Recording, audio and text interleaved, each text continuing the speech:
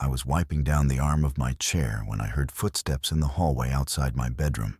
They stopped near the doorway, close enough for voices to carry. I wasn't trying to listen, but the first sentence slipped in with a clarity that froze me mid-movement. "Your bedroom will be ours now."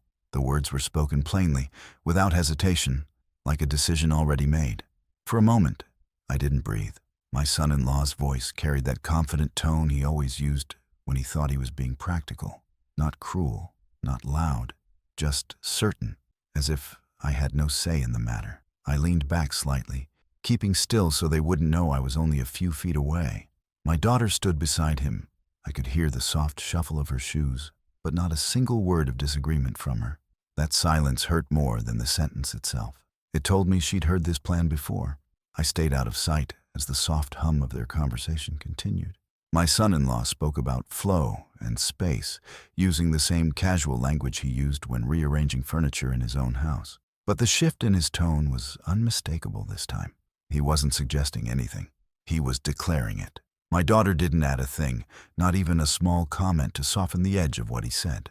Her quiet acceptance felt heavy, like a stone dropping into water with no ripples. The house has never felt big, but at that moment, it seemed to close in around me.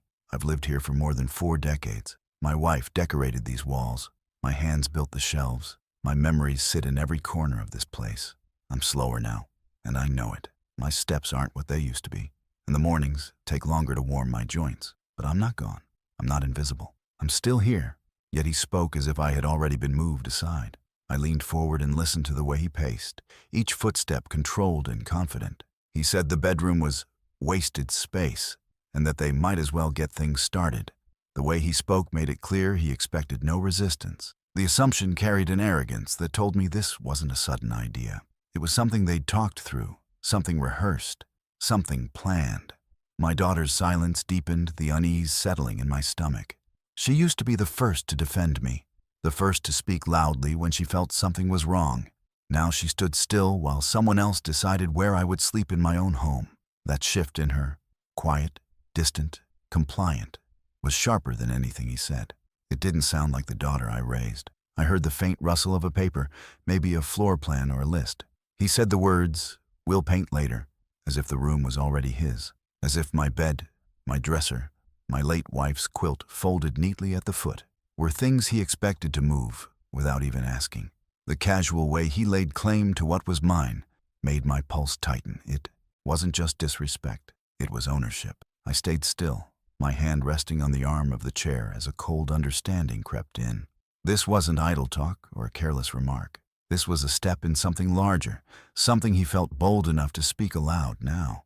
Maybe he thought my age made me easy to push. Maybe he thought grief had softened me too much to fight back. Maybe he believed I wouldn't notice until everything in my home belonged to someone else. But as I sat there, listening in the quiet hallway, one thing became unmistakably clear. This wasn't an accident. This was a plan set in motion, and they thought I was too old to see it happening.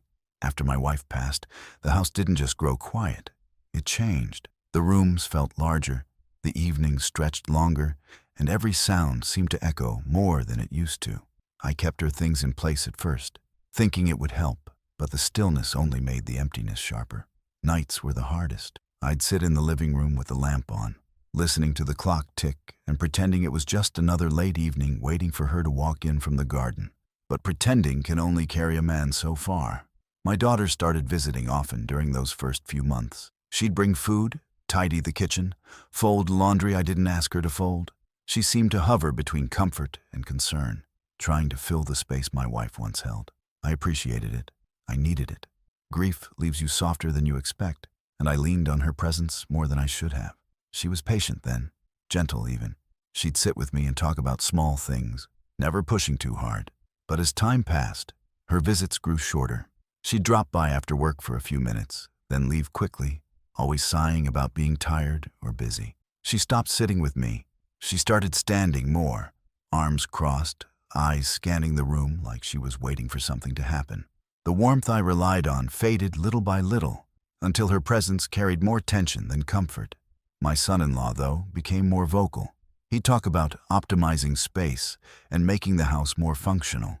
At first, I thought he meant helping me manage things. But the more he spoke, the clearer it became that the house he described didn't sound like mine anymore. He'd gesture at walls, at furniture, at rooms, always with ideas about changing them. He said it casually, like he was offering advice, but the tone underneath was firmer, as if he was already imagining ownership. Small moments made the shift clearer. If I forgot where I put the mailbox key, he'd exhale hard like it inconvenienced him. If I moved slowly while getting up from a chair, he'd take over before I had a chance to finish the task. His help didn't feel like care. It felt like impatience dressed up as concern. And my daughter followed his lead.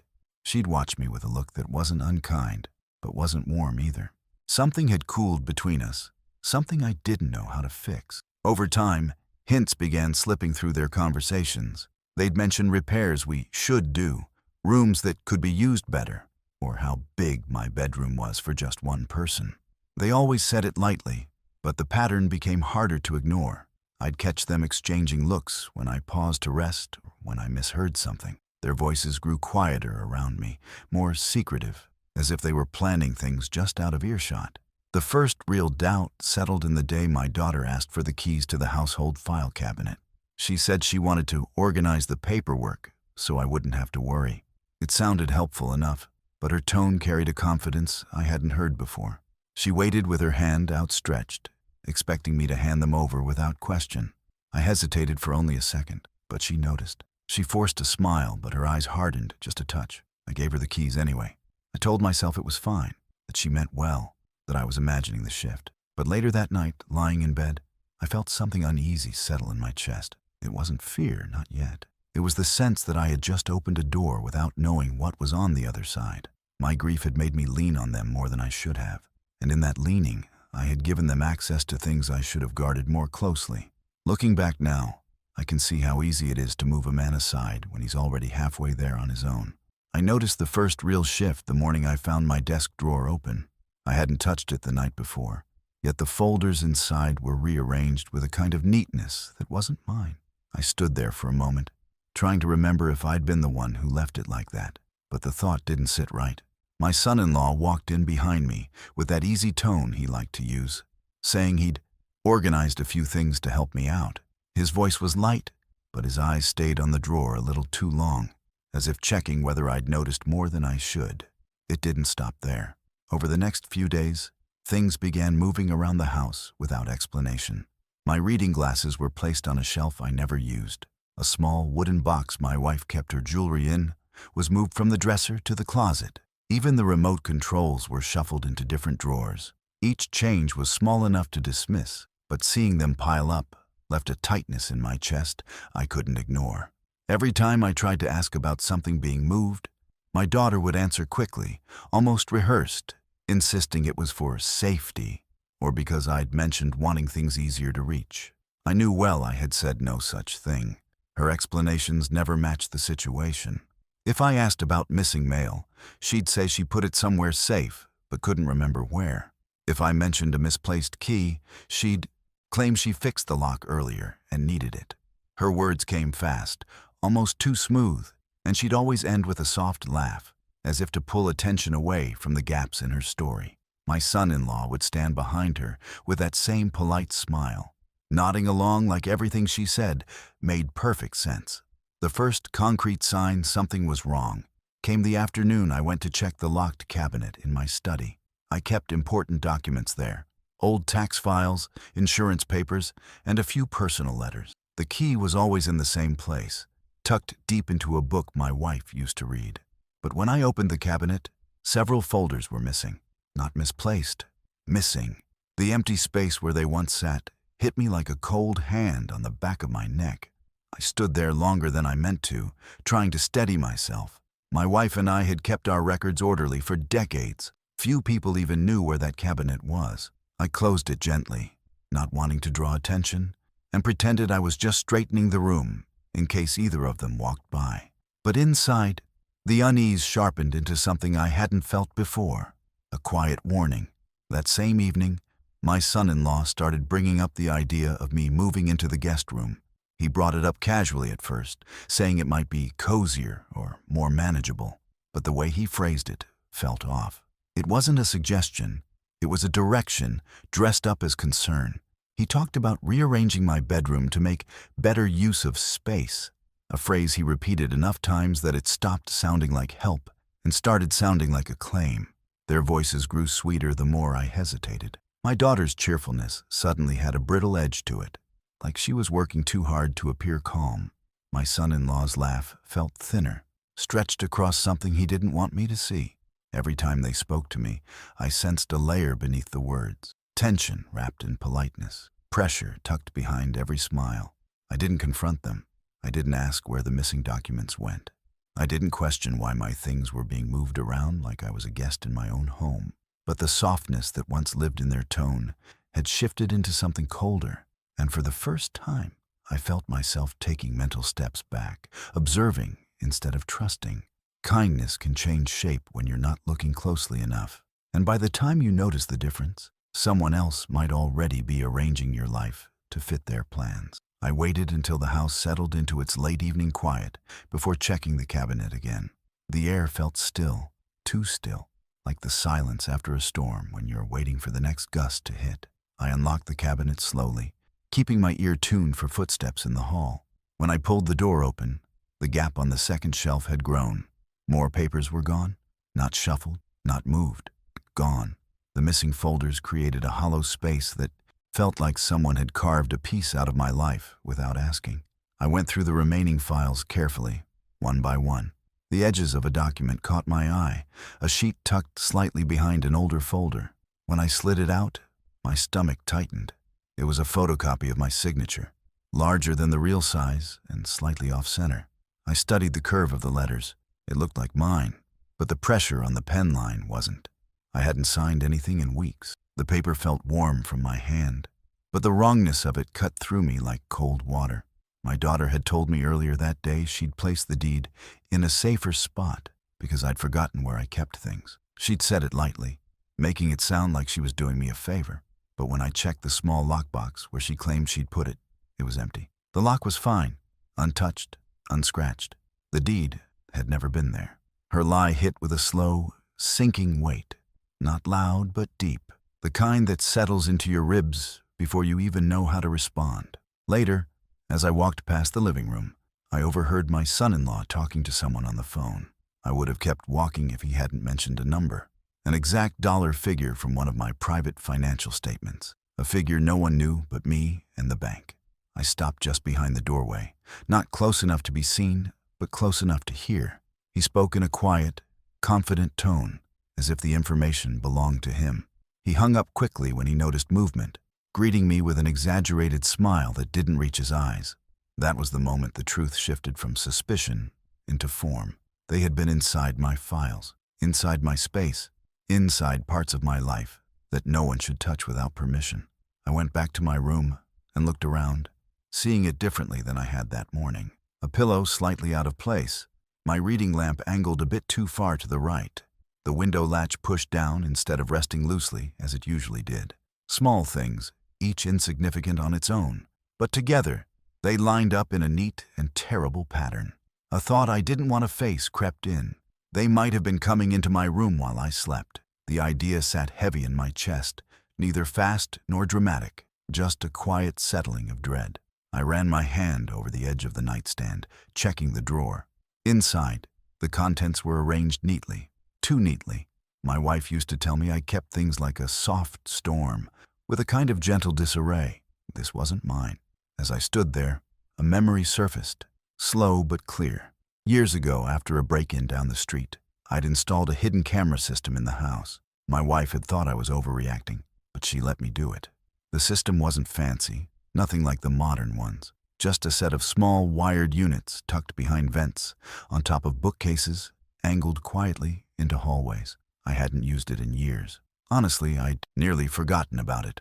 But the memory came back now, uninvited but welcome. A quiet, steady reminder that the house hadn't been as unguarded as everyone believed. I walked to the far corner of the bedroom, kneeling slowly, letting my hand rest beneath the old cedar chest. The cord was still there, faint under my fingertips. The system still lived behind the wall. They thought the house belonged to them now.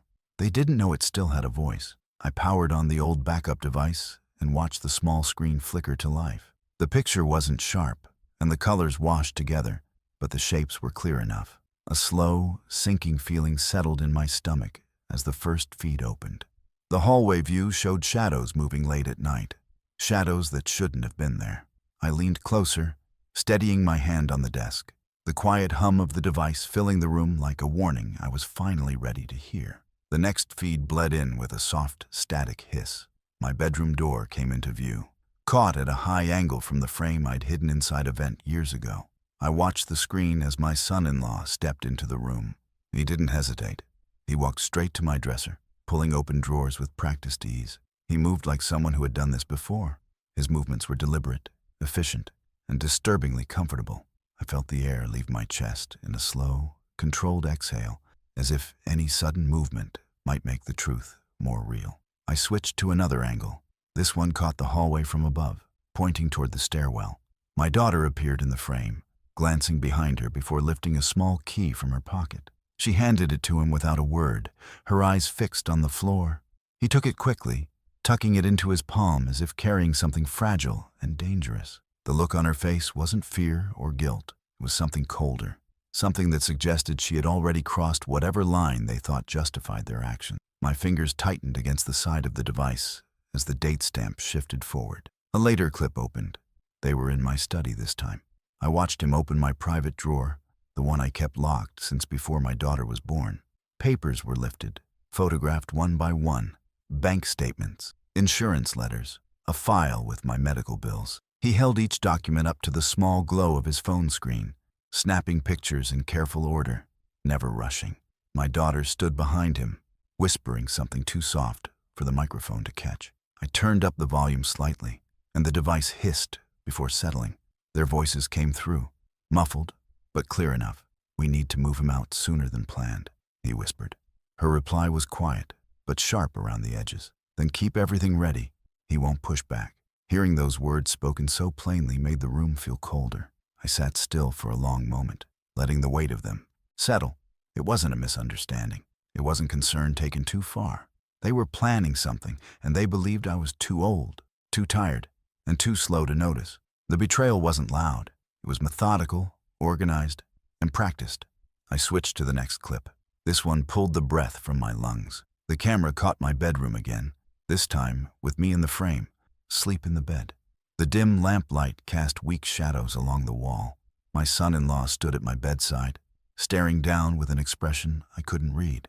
My daughter stood in the doorway, watching him. They didn't touch anything. They didn't say anything. They just looked down at me as if calculating something, as if waiting for a moment neither of them felt the need to explain. I felt a slow, cold pressure form behind my sternum. Seeing them in my room while I slept wasn't shocking in the way violence is shocking.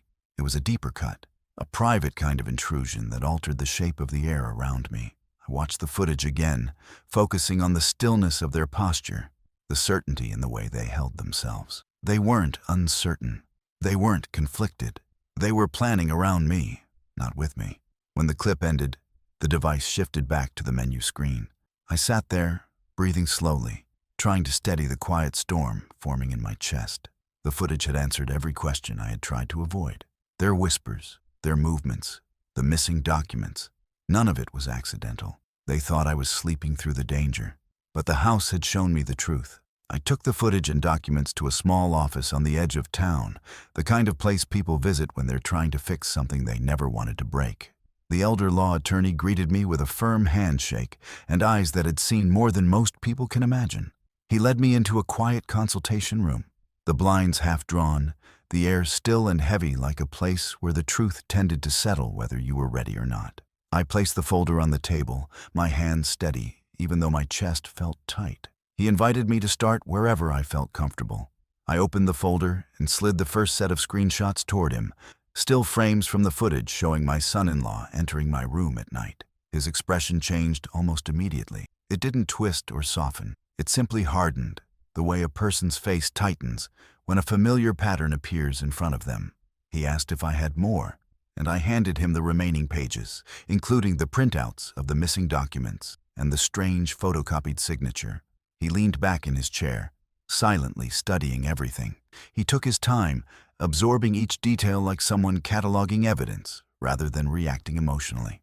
When he finally spoke, his voice was calm, controlled, and weighted with experience. "This isn't a misunderstanding," he said. "This is structured. This is intentional." The words weren't meant to scare me, but they settled like stones in my chest, reshaping the room around us. He lifted one of the copies and tapped a finger along the bottom. "This signature isn't yours. It's a reconstruction. Someone tried to imitate the way your hand moves." He then pointed at one of the photos showing my son-in-law going through my study drawers. "And this is consistent with attempted property takeover. They were searching for titles, statements, anything they could use." His tone stayed even, but every sentence felt like a door closing behind me, separating my old sense of safety from the reality sitting across the table. He asked about the missing papers, the rearranged drawers, the forced cheerfulness. I explained each instance carefully, without exaggeration. He nodded slowly, as if checking boxes he had already expected to see. "This is textbook domestic financial exploitation," he said, using the kind of phrase that sounded like it came from years of similar cases. "First, they test boundaries. Then they push for access. Then they isolate or move the elder out of the primary space." He glanced at me with a steady look.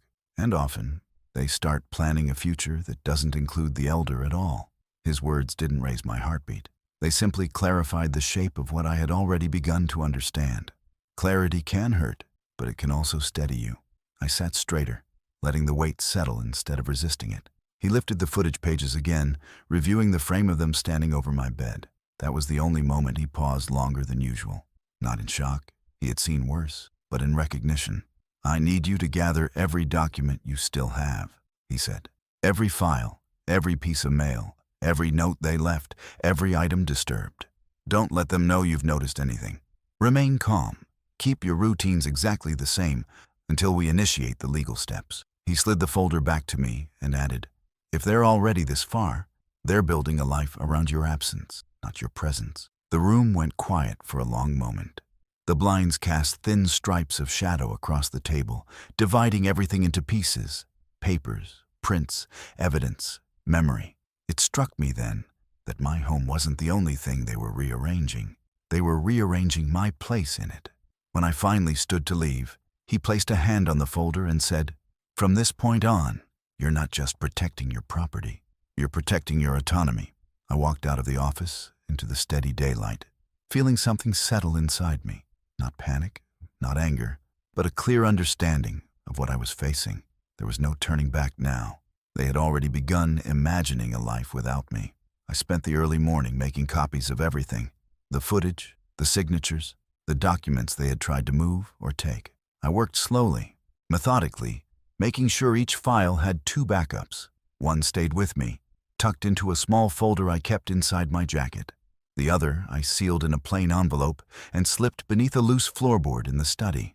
The wood settled back into place with a quiet click, the same sound it made years ago when my wife hid birthday surprises there. Now it held something far less innocent. The air felt colder as I stood up, as if the house itself understood what was coming. By afternoon, my son-in-law had begun testing boundaries again. He walked into my bedroom without knocking, insisting he needed to measure space for new arrangements.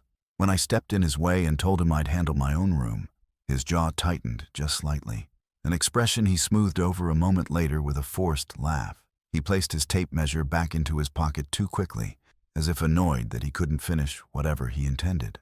"Just trying to help," he said lightly, but the edge beneath his words was sharp enough to feel. My daughter passed through the hallway behind him and avoided looking at me altogether. She pretended to scroll through her phone, her shoulders stiff, her steps too fast. It was the kind of avoidance that comes from guilt, not busyness. I stood still, watching her disappear into the kitchen. The distance between us wasn't loud, but it carried weight. She didn't want to meet my eyes, because she knew what she'd helped create. Her silence had become a second betrayal, softer but just as cutting. That night, I stayed awake longer than usual, sitting in the dim light of my bedside lamp. The house had a way of breathing at night, the soft clicks of cooling pipes, the faint hum of old wiring. Normally, those sounds comforted me. Now they felt like warnings. Through the thin crack beneath my bedroom door, I saw shadows moving in the hallway. I remained still, listening. Soft whispers passed between them, hurried and tense. I couldn't make out the words, but the tone told me everything. They were planning something, and they were running out of patience. I kept my breathing slow and quiet. There was no need to confront them. Confrontation would only push their plan forward before I was ready.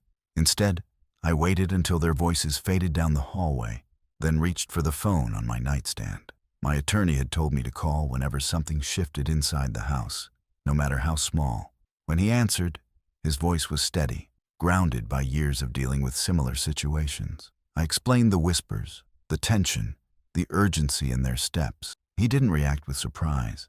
Instead, he told me the exact moment I needed to present the evidence, what signs to look for, what words to trigger it, how to maintain control of the situation. "They'll make a move soon," he said. "When they do, stay calm. Let them show their hand. That's when you reveal everything." I hung up and sat there for a long time, letting the yet quiet return. My room felt different now. It no longer felt like a place I slept. It felt like a place I guarded.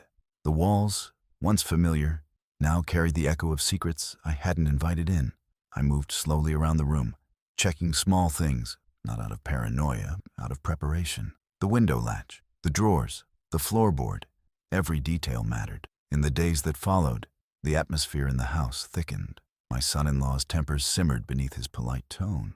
My daughter drifted through rooms like a ghost, leaving silence behind her. And I moved quietly, measuring each moment, listening for the shift that would tell me the storm was finally breaking open. The house no longer felt like mine, but I wasn't the one who should have been afraid.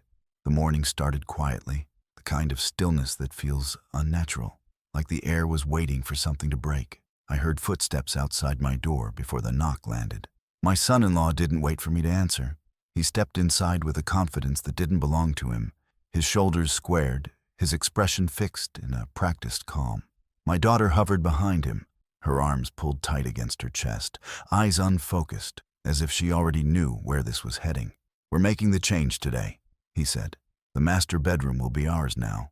The sentence came out clean, rehearsed, and disturbingly final. He spoke as though the decision had already been made, and he was simply notifying me out of courtesy. The air in the room felt heavier, pressing in around the edges. I looked at him without raising my voice. "No," I said. Just that one word, steady and simple. It hung between us longer than anything else we'd exchanged in months. His jaw tightened, and he stepped forward as if trying to fill the space between us with authority he didn't have. He started talking about reorganizing the house and future plans, but I didn't listen. His voice had lost its weight. I walked past him slowly, giving neither explanation nor emotion, and opened the small drawer in the corner. Inside was the backup drive, one of the 2 copies that held everything they thought they'd hidden. I held it in my hand, feeling its quiet significance settle into the room. My daughter shifted uneasily. "Dad, what are you doing?" she asked, her voice thin and strained. She sounded less concerned for me and more afraid of whatever she thought I was about to reveal. I plugged the drive into the TV's USB port. The screen blinked awake, casting a soft blue light across the room. I selected the first clip, the one showing my son-in-law entering my bedroom at night. His face appeared on the screen, grainy but unmistakable. He froze. My daughter let out a sharp breath, covering her mouth with her hand. I moved to the next clip, the one of them whispering outside my door, her handing him the key. Then the shot of him photographing my bank papers. Out there, silence thickened with each frame, tightening the air like a rope pulled slowly. My daughter broke first. "I told you this was getting out of hand," she snapped at him, voice cracking under the pressure. "You said we had more time." He cut her off with a glare, but the damage was already done. Her words exposed more than any footage could. He turned toward me, trying to recover, trying to find a justification hidden in the debris of the moment. "We were just preparing for the future," he said. His tone reached for calm, but the edges trembled. "You're getting older. We needed a plan ahead." I let his words hang there, unchallenged. Sometimes silence reveals more than arguments ever could. The footage on the screen shifted to the clip of them standing over my sleeping body. My daughter looked away, unable to watch. My son-in-law swallowed hard, his confidence draining, replaced by something closer to frantic calculation. Before he could gather himself for another excuse, the tablet on the dresser chimed. My attorney's face appeared on the video call. Calm, steady, unmistakably authoritative. I had arranged the call the moment I heard them walking toward my room. My son-in-law stared at the screen, as if someone had pulled the floor out from under him. "I've reviewed the evidence," the attorney said. "What you're seeing here is documented proof of unauthorized entry, attempted property interference, and possession of personal keys without consent." My daughter let out a small sound, half gasp, half realization, while her husband tried to form a sentence that never fully arrived. I paused the footage on the frame where they stood over me. The silence that followed wasn't peaceful. It was the kind that comes just before something collapses. They had finally run out of space to lie. The police arrived quietly, not with sirens or urgency, but with the calm efficiency of people who handle situations like this more often than anyone wants to believe. 2 officers stepped inside, guided by the attorney's formal complaint. Their uniforms looked out of place in my hallway, but the sight of them carried a heavy kind of assurance, one that didn't feel triumphant, just necessary. They moved with steady purpose, asking for the individuals involved, their voices firm but controlled. My son-in-law tried to regain his earlier confidence when they approached him. He straightened his shoulders, lifted his chin, and insisted it was all a misunderstanding. The words came too fast, dripping with the same polite charm he always used to coat his intentions. But the officers didn't match his tone. One of them asked him to step aside and began explaining the allegations. Attempted fraud, unlawful entry, possession of keys without permission. The officer's voice stayed level, but each charge landed like a quiet blow. My daughter stood back, her hands trembling. She didn't reach for him. She didn't defend him. She watched the officers place cuffs around his wrists, her expression flat and drained, as if something inside her had already broken before the police walked through the door. He twisted toward her, searching for support, but she stared at the floor, unable to meet his eyes or mine. There was no shouting, no dramatic pleas, just the steady click of metal closing around a choice he had made long before this moment. Once he was taken outside, another officer approached my daughter. His tone was different, less accusatory, more procedural. He informed her that she would need to answer questions about her role in the financial planning attempts. He explained that participating in property decisions without the owner's knowledge could qualify as an offense. Her breath caught, but she nodded, accepting the instructions with a numb kind of surrender. There was no argument left in her. Whatever story she and her husband had built around themselves had collapsed, leaving only silence where certainty used to be. Inside the living room, the investigator assigned to the case set up a laptop and requested the footage. I provided the drive and the printed documents, placing everything on the table with deliberate calm. He reviewed the clips one by one, the night entries, the whispering outside my door, the search through my private drawers. Each frame tightened the room's atmosphere. He took notes without changing expression, pausing occasionally to zoom in on details that sealed the truth further. He asked about the missing files, and I led him to the cabinet. He opened it, scanning the empty spaces where the folders once sat. He checked the lock, the hinges, the interior. His nod was small but decisive. Everything aligned with the evidence I'd already gathered. Unauthorized access, attempted interference, deliberate concealment. When he finished, he typed a short statement and asked me to confirm it. His tone carried no comfort, just clarity. The attorney arrived shortly after, his presence steady and measured. He reviewed the investigator's notes, the police report, and the footage again, reinforcing the strength of the case. When he turned to me, his voice stayed low. "You've regained full control over your property and records," he said. "We'll lock everything down legally to prevent any further attempts. I'll file protections immediately." I nodded, not out of victory, but acceptance. There was no celebration in the room, no feeling of triumph, only the echo of what had been lost long before the officers stepped inside. As the last officer left, the house fell into a deep quiet, the kind of silence that carries weight, not peace. My daughter remained seated at the edge of the couch, staring at her hands. I didn't speak to her, and she didn't try to speak to me. Whatever trust once lived here had drained out slowly, replaced by something heavier, colder, irreversible. The law had done its part, but the cost settled inside me, sharp and permanent. The house felt different in the days that followed, still familiar in shape, but quieter in a way that forced me to listen more closely. I walked through each room slowly, studying the doors, the windows, the drawers they had opened without asking. My first step was simple but necessary. I changed every lock in the house. The old keys they once held no longer meant anything. I replaced deadbolts, reinforced the back entrance, and added metal plates to the inner frames. Each click of a new lock settling into place felt like reclaiming something I should never have lost. Next, I went to the study and opened the cabinet they had gone through so easily. I emptied it completely, sorting each file into new folders, labeling every document with clean handwriting. My attorney had given me clear steps: update the will, restrict all access, remove every loophole. I followed them one by one, signing papers with a steady hand. When everything was updated, notarized, and filed, I placed the new documents into a steel lockbox, moved it to a spot no one but me would know. The old hiding places didn't matter anymore. Those belonged to a version of my life that trusted too freely. I walked through the hallways afterward, checking small things they once touched without permission: light switches, drawer handles, window latches. I tightened screws, fixed frames, and removed every spare key that had been lying around the house, just in case. The more I worked, the more I understood how the smallest habits, leaving something unlocked, leaving something unsaid, had created space for their plans to grow. Silence doesn't just sit in a home. It gives room for the wrong people to step in.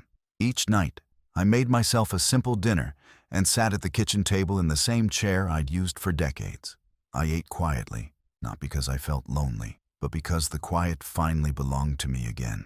The house no longer held whispers in the hall or the weight of footsteps that didn't match mine.